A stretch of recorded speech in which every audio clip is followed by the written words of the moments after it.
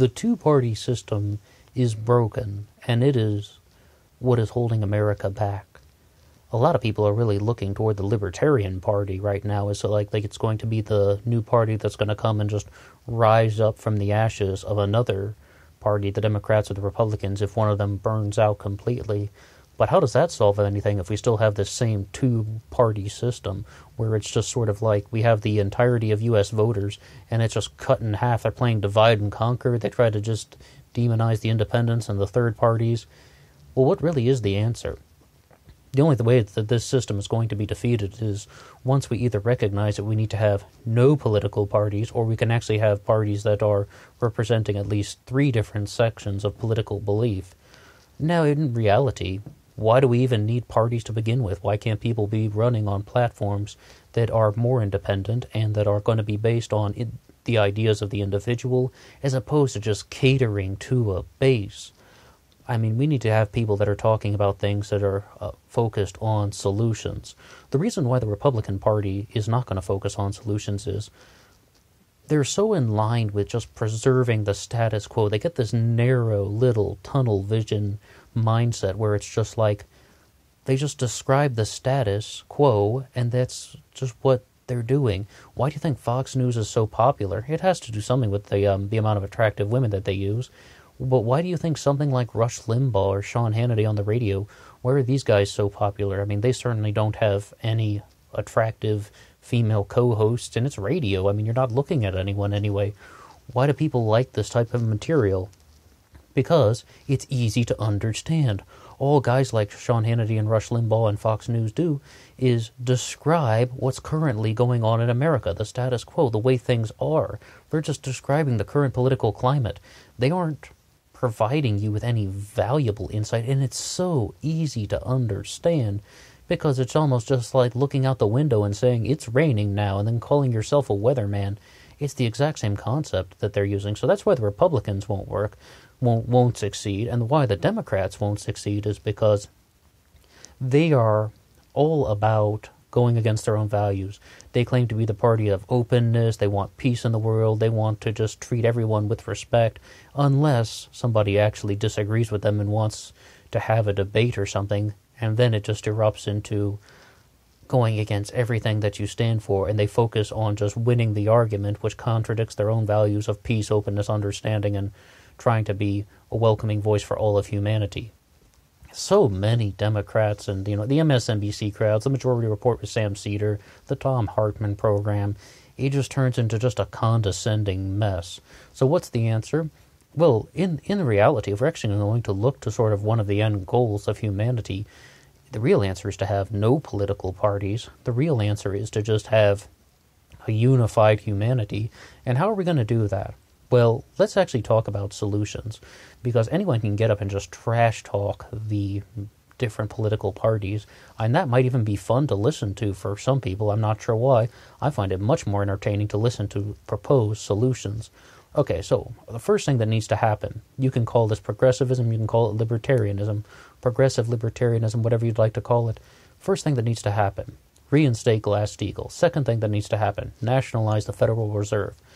We're not going to get anywhere if we have the mega banks ripping off the American people.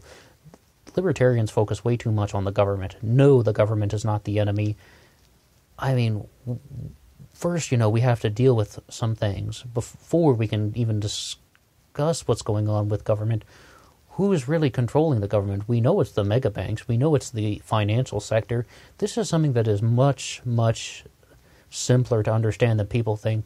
When we listen to some economists, who have talked about once the private sector gets too powerful, once individual financial entities in the private sector get too powerful, they move the public sector to their advantage. That's the world we live in today.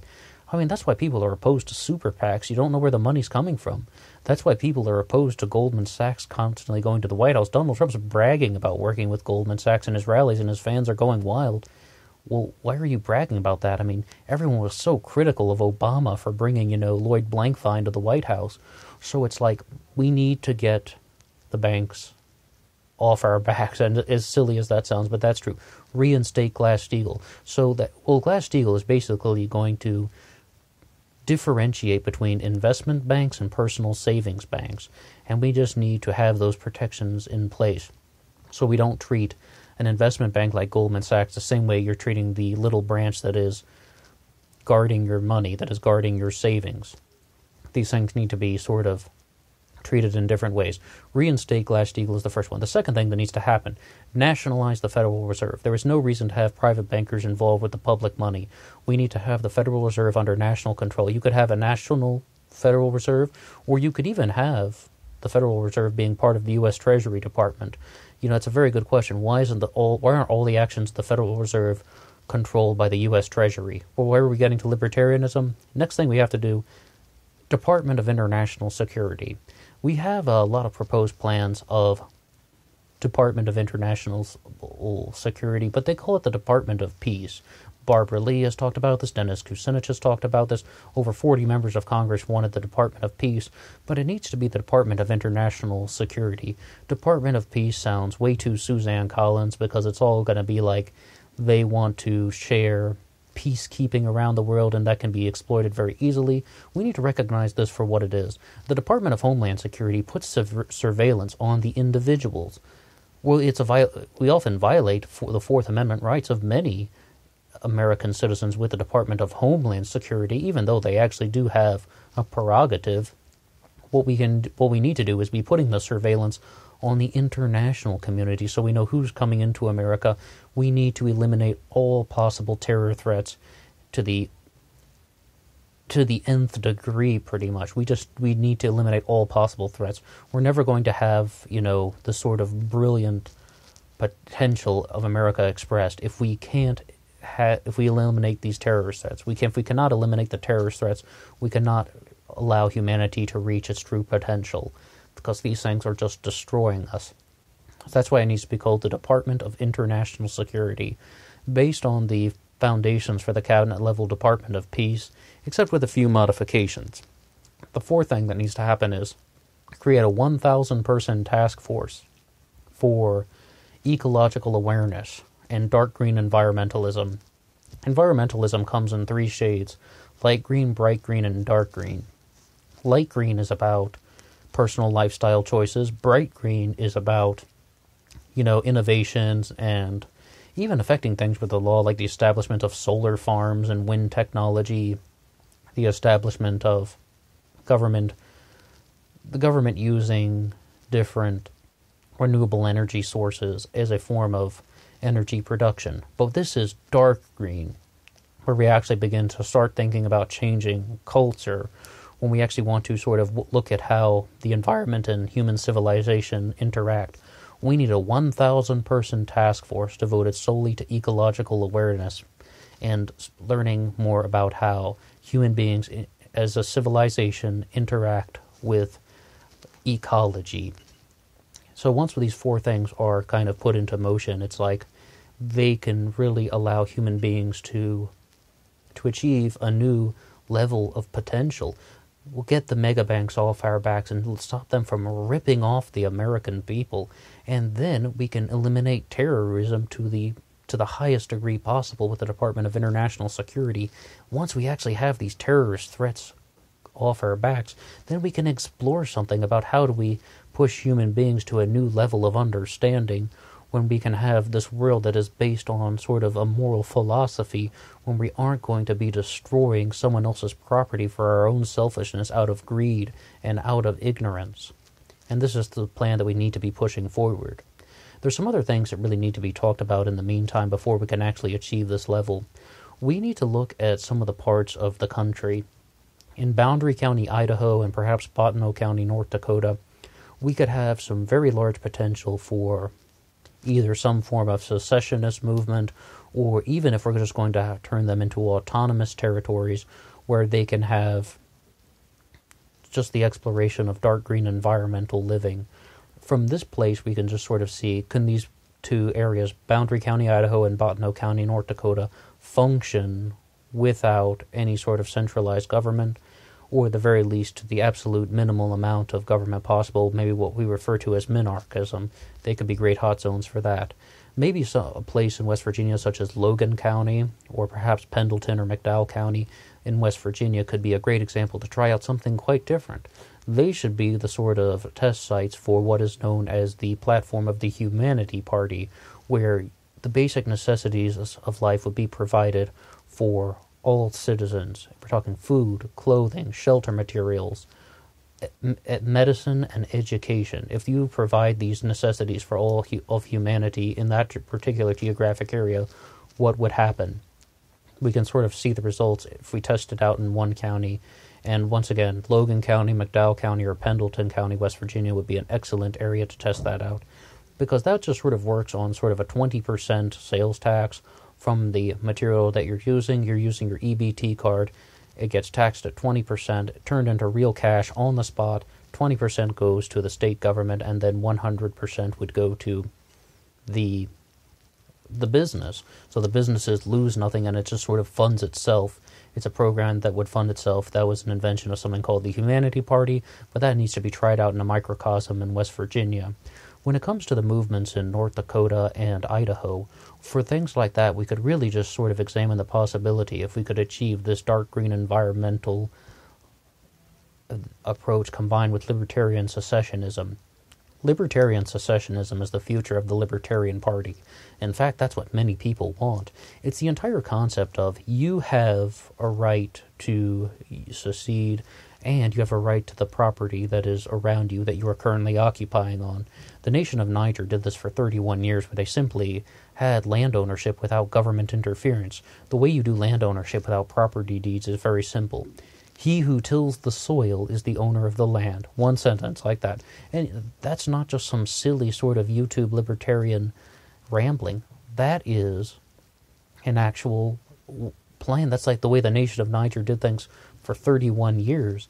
It is possible, and that thing worked for decades. And the only reason why they changed the law in Niger was because the government wanted to collect property taxes on the land. That's as simple as that. They wanted to collect taxes on it. This is not the way that things have to be. Furthermore, there's a very famous line in a speech by Charlie Chaplin in the film The Great Dictator from 1940, when he says, "The good earth is rich and can provide for everyone." And that's another reason why people look toward libertarian secessionism. The theorist Matt Zwolinski has talked about this when he's like, if you take a 1-acre piece of land and you put a fence around it and you just say that, I'm now occupying this land, I am seceding from all of human civilization. The reason why you have the right to do that is because there's enough land to go around. The good earth is rich and can provide for everyone. Moreover, you have to also recognize that all parties recognize you as the owner of the land. And that's what secessionism is. It's like we had an agreement and one party is terminating an agreement. The same way it takes only one person in a relationship to have a breakup. He broke up with her, she broke up with him. It's like you only need one person to terminate the agreement. And that's one of the other reasons why you have the right to secede from a nation if you are a private property owner. All parties do recognize you as the owner. You recognize yourself as the owner of the land, and the government also recognizes you as the owner of the land, and then you're just simply saying, I'm terminating this agreement. If you fence off your property that you did purchase in legal terms according to that government, and you say that I'm no longer part of this country, you have the right to do so, because the good earth is rich and can provide for everyone. He who tills the soil is the owner of the land. We had an agreement, and one party terminated that agreement. And this needs to be tried on a much larger scale. Bottineau County, North Dakota would be an excellent place to try this out, where we can just sort of look at a libertarian secessionist model where we just have people living on independent pieces of land. But we're really only going to be able to achieve something like this on the national level if we can get rid of the megabanks from ripping people off and just brainwashing people into this sort of broken system. And then we have to eliminate all possible threats of terrorism so we can actually create a world that has the sort of peaceful conditions necessary for a libertarian secessionist model. And more importantly, we need to show a new recognition for the value of the earth, so then people don't do things like what the Koch brothers were talking about in 1980 when it comes to privatizing the rivers.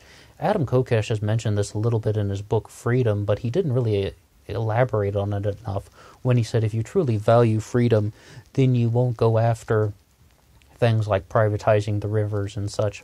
If you value freedom, you just won't do that. But that's not enough. We need to have a sort of plan.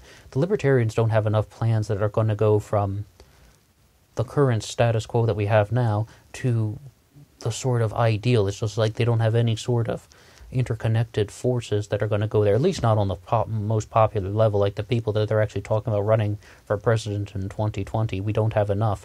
So what we need to look at is we need things that are going to go from the current state that we have now to the future, and reinstate Glass-Steagall, nationalize the Federal Reserve, create the Department of International Security, and create a 1,000-person task force for ecological awareness.